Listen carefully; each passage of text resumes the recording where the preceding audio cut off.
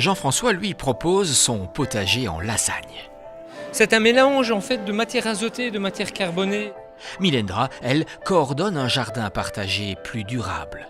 50% des récoltes, au minimum en tout cas, sont données à la SBL Faim et Froid qui travaille sur la commune de Farciennes.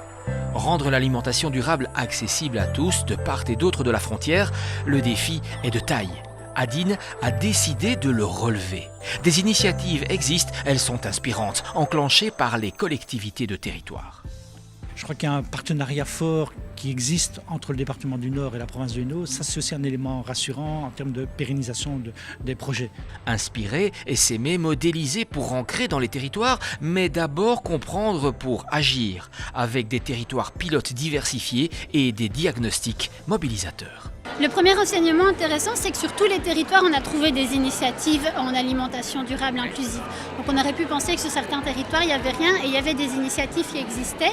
Ce qui est important maintenant, c'est de les mettre en réseau, de les faire se rencontrer, de faire en sorte qu'ils puissent voir tout ce qui existe sur un territoire.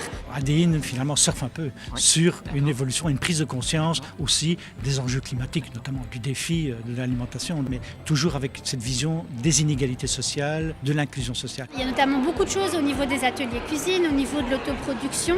Il y a aussi beaucoup de choses au niveau de modes alternatifs d'approvisionnement, des supermarchés collectifs, des marchés paysans, des groupes d'achat collectifs. Mais ce qui est aussi important maintenant, c'est de faire en sorte qu'ils puissent être accessibles à tous, y compris aux personnes les plus vulnérables. Nous, ça date quand même d'il y a une quinzaine d'années déjà qu'on a démarré dans les développements de nos projets slow au niveau de Silly. Donc nous, c'est un caractère beaucoup plus local et rural, mais qui prend des proportions quand même assez intéressantes au niveau national aussi. Et on dépasse un petit peu nos frontières grâce à ce type de projet qu'on a développé au niveau local. C'est le citoyen qui vient tout d'abord en réunion avec ses idées, ce qu'il souhaiterait cultiver, ce qu'il souhaiterait ne pas cultiver aussi. Donc c'est eux qui viennent, tous les citoyens se réunissent et collaborent ensemble. Il y a de superbes échanges, évidemment, on travaille avec les anges gardiens. Donc en tant que coach, on accompagne les groupes. Ce sont des échanges de savoir et chaque personne dans un groupe peut être ressource. Et le but, c'est d'essaimer et que ces projets-là, qui sont à petite entité pour l'instant, puissent s'essaimer partout en France et en Wallonie également. L'accès pour tous à une alimentation durable, c'est donc possible.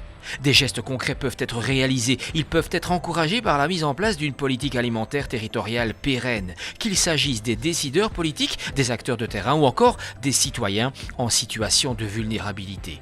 Chacun y a tout à gagner.